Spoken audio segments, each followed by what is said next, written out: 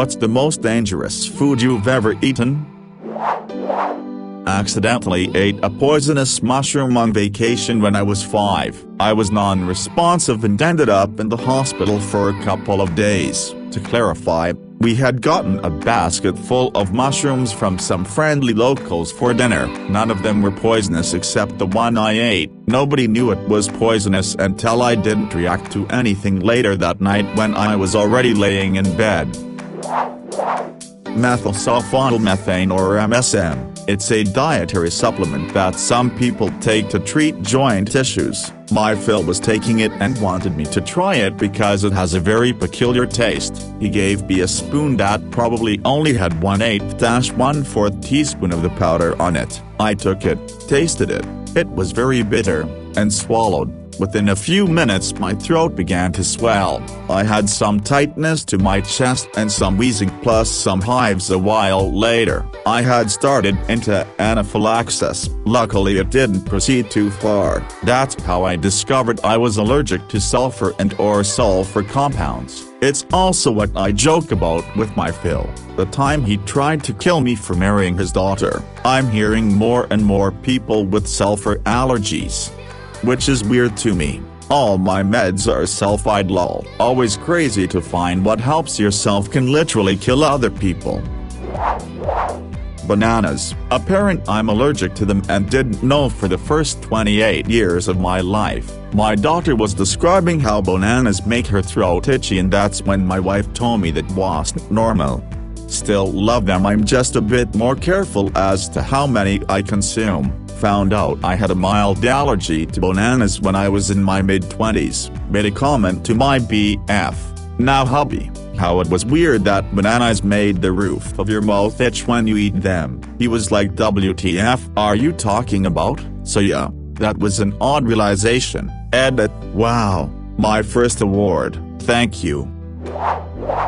Cashew bar. Didn't know your tongue could itch, or that you could feel your throat closing up. First time I cried in front of my mom in years. That was a shock to me too. Turns out ground cashew is used a lot of baked goods, and God forbid we find any store brand trail mix aside from the Cajun flavor that won't kill me. Pistachios too for me, which is a shame because they're delicious for the first 30 seconds until my body decides I just made it eat poison.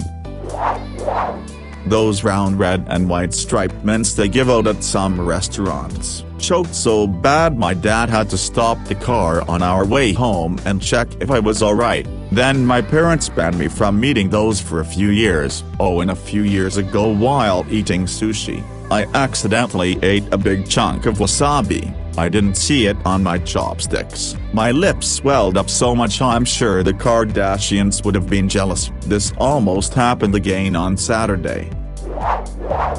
A good omelet. For some reason eggs give me a bad case of the shits. Like cake or pie or meringue are fine, but a boiled or fried egg, it'll spend 3 hours blasting my asshole. But on every few years I get egg cravings, commit a crime of passion, and proceed to regret it so much. Pineapple. Apparently it's not supposed to make your throat itchy. One Saturday I sliced up a pineapple and my wife and I sat down to watch some TV and we mindlessly ended up eating the entire thing. We soon after started experiencing some pretty bad tongue pain, like being stabbed by thousands of tiny needles in your tongue. Now we don't binge eat pineapple anymore. Tacos from Taco King in New York. I had to get my stomach pumped. I'll never forget the agonizing pain and vomiting that it caused. I had food poisoning from a terrible piece of pizza that had been sitting under a warmer all day at a turnpike oasis on I-80 in Ohio. I don't think I've ever been so sick. I got to my grandma's house and dropped to a knee and threw up right on her carpet. She was nice about it. That had never happened to me before and never since. 2 days in bed for that one. I felt like I was dying, but the doc said I was okay. Just sick as a dog. Never, ever eat a terrible piece of Sparrow's pizza at an oasis on the turnpike in Ohio, especially not one purchased at 1 a.m. and it's the last piece.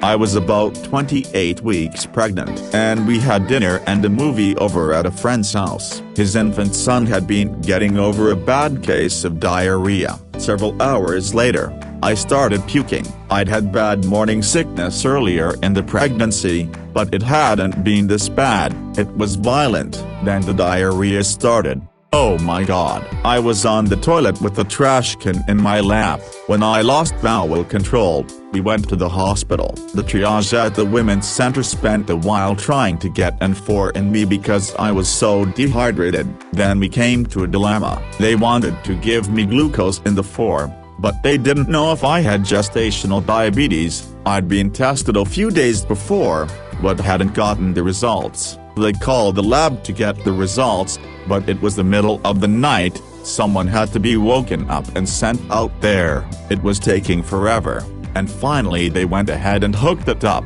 Not 3 minutes later, a nurse came sprinting into the room. They had just gotten the results. I was diabetic, and they'd just given me a sheetin of glucose, which sent my blood sugar soaring. They went ahead and admitted me, having to deal with the food poisoning and stabilizing the diabetes and making sure my son was okay. Suckiest part was them trying to give me an oral anti-vomiting drug, but I couldn't keep it down, so I got a shot, warning me it would hurt like hell. It felt like they'd injected dust. Meanwhile, my husband and the friend at whose house we'd eaten at both started puking and blowing up the toilet. They didn't get as bad as me, but it was a near thing. The best guess was we'd all had E.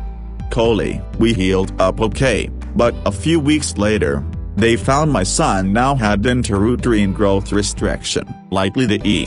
coli damaged my placenta. I ended up hospitalized for the last month and a half of my pregnancy with daily ultrasounds. My son ended up breech and couldn't be turned, and they didn't know how long my placenta would hold out, so I had a C-section at 37 weeks. He was 6 pounds and, thank God, no breathing problems. His blood sugar crashed, ended up with a glucose strip in the head for a few days, and narrowly escaped a NICU stay. He's 9 now, and significantly smaller and slighter than other kids his age. He's absolutely brilliant, and also he has ADHD and high-functioning autism. We don't think the Uyghur caused the autism. He likely got that from me, but ADHD seems to occur more in Uyghur kids. My friend and I were fishing in a canal by the beach when he found a tall buoy in the water between some mangrove roots. The can was ancient enough for the label to have almost completely faded from the can at that point. He chugged it no hesitation. Reminds me of the first beer I ever had. I found a can on the side of the road in the middle of the summer and the label was completely faded on the side that was up. It tasted terrible, so bad that I didn't try beer again for many years. A spoonful of cinnamon powder. When I was a kid, a preteen, I did try the cinnamon powder challenge like what's shown on YouTube. Thanks AFV. And I thought it's cool to do it while completely ignoring my mom's and grandpa's warnings. Nearly choked. That was the stupidest challenge I've done and I was so dumb at this time. A chicken schnitzel from the Woolies deli. I don't know if it was me who cooked it wrong or the fact that it was sitting on display in the deli cabinet until the end of the day when the shop was closing, but it gave me such violent gastro food poisoning I thought I was going to die. I'd never experienced food poisoning before. My family had gone on holiday while I was home alone and I couldn't eat. I couldn't stand and could barely drink. I didn't have any appetite and when I forced myself to eat to survive, I would vomit or shit it out immediately afterwards. I've never shit myself before and I've never experienced shit that was clear and watery because water was the only thing entering my body. Realistically, I should probably have gone to hospital, but I've never been before and I didn't want to put stress on them because they get so busy. Now that it's all over, I'll always appreciate being able to eat food and have it stay inside me, and also never buy chicken schnitzel from the deli in the supermarket ever again. Chicken sashimi. which is indeed uncooked chicken, parrotfish sushi, which was found to be able to transmit some brain parasites. I'm told I should not have eaten mole meat for whatever reason, blowfish sure, bees and hornets and sometimes their nest, snake liquor, one of those things where someone has some and no one else will drink it, and you can tell they're like please drink some. So I have a story to justify this senseless purchase: some questionable fermentations, unpasteurized milk and illegal cheese. Edit, forgot the note with regards to the mole. Probably 10 years ago. Medium rare chicken. Friends and I were in 10th grade, none of us have grilled before. Got some really cheap steaks and some chicken drums to grill in a shitty one-time used aluminum tray grill. The steaks were cheap and thin so they cooked fast. The outside of the chicken cooked while the inside was completely raw. Me being impatient, hungry, and stupid, I took everything off the grill, cut into the steak and saw all was well. Cut into the chicken and thought medium rare is fine. That's how I like my steaks anyway. Absolutely destroyed 2 drums. Happy and content, I laid back on the couch in a food coma for an hour or so. I don't remember exactly how long it was. Then out of nowhere I had the sudden urge to vomit. Ran outside, vomited everywhere and went back inside and passed out on the couch. I couldn't move. Only had enough strength to call my brother to pick me up from my friend's house. He literally had to carry me to the car and back to our house. I don't remember what happened after that. Probably slept until the next day or so. That is how I probably almost died from being hungry. Flashbang hot sauce. I did a challenge with it and ate about half a teaspoon. At first, when the room started spinning, and my ears started ringing, I knew I was in trouble. When the double vision started, my fight or flight kicked in like an actual grizzly bear was in the room. I blacked out at one point and came to in the washroom trying to throw up, the lava boiling my insides. It was pretty much Homer Simpson's chili experience, but in real life. It depends on your definition. I eat unpasteurized eggs, which are illegal to sell in my country, so this is the most illegal thing I eat, and I'm definitely never giving up my egg dealer. But considering that pasteurized eggs usually come from factory farms with a high risk of disease, the process itself weakens the shells, and by the time they get to store shelves they are not at all fresh. Probably I'm eating less dangerous eggs, even if they are legal. Otherwise there's food that has made me sick.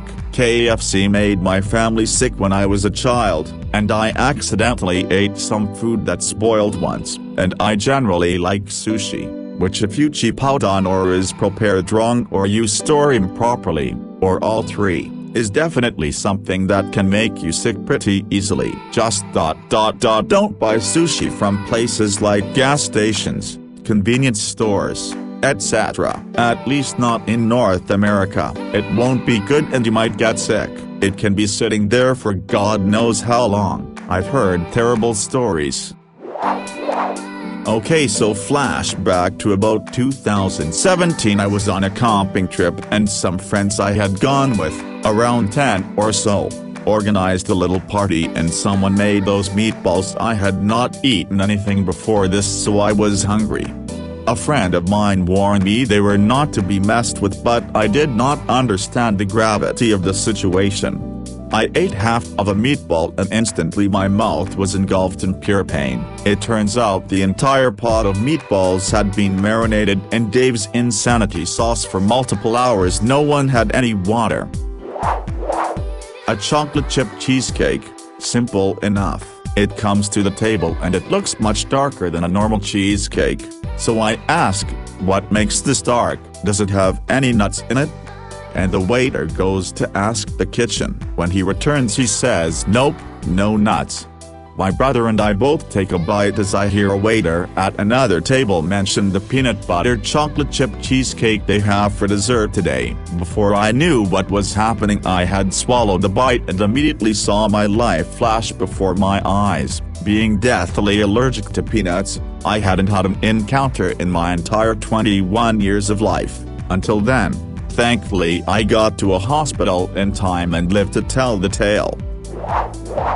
Tea didn't seem it at the time, but thinking back on it, it was probably extremely unsafe. My family volunteered at summer camps when I was in my adolescent years, but because I wasn't really old enough to do many jobs, my days were usually spent messing around with the other employees' kids that were my age. This was in rural Wisconsin and during my redneck years, so this usually consisted of playing with the camp vehicles and fishing. One day one of the guys my age and I decided to head out into the woods with his BB gun. We ended up walking up to the edge of the lake the camp was on and saw a bunch of frogs hopping around. He decided that we should shoot some.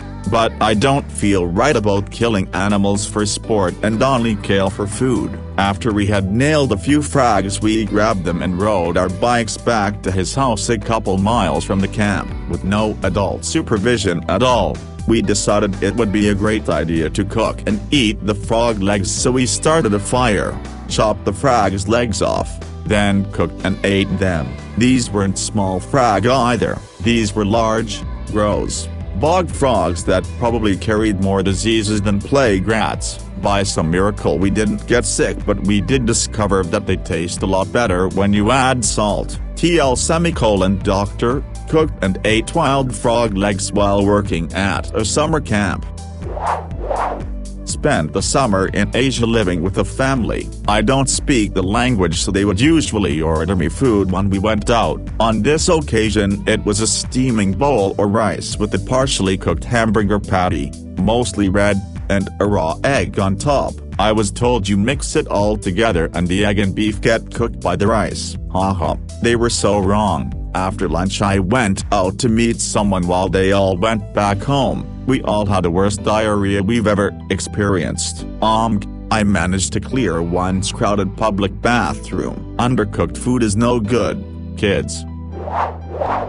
Bees, not necessarily in the food pyramid, but I'd eaten them nonetheless. Story time. There was myself, age 3F, and my two older brothers, age 4 meters and 6 meters, at the babysitter's one evening. We were all playing in the backyard with the water hose when the babysitter went inside to take a phone call. This was 1987, so I imagine the cordless phone didn't have really good reception. That's when my oldest brother thought it was a good idea to spray the beehive with the water hose. Once the bees started getting angry, he booked it inside while me and my other brother were trying to fight them off. He was getting help from the babysitter. I don't remember how that ended, but I know my brother and I ended up in the hospital from 108 to 112 stings, including inside our mouths. Luckily I've been stung since, as an adult, and nothing really happened, so I guess it's my superpower now.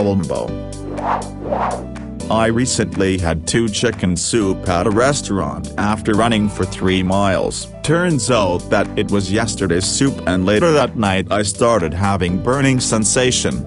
After some time it became worse. I took some over-the-counter medicines, but it started getting worse. After an hour I started having extreme intestine pain, and it was like someone is shooting a bullet in my intestine. I didn't pee for 2 days as I was not able to retain any water, and all the water I drank came out of stool. I went to bathroom around 30 to 40 times on the same night. I was so tired that at once I felt that I should sleep in the bathroom because I won't be able to come back. At 7 o'clock in the morning it became normal and the frequency of shooting bullet pain was less, so I was able to get some sleep after being awoke throughout the night. Also vomited twice and only the chicken soup came out.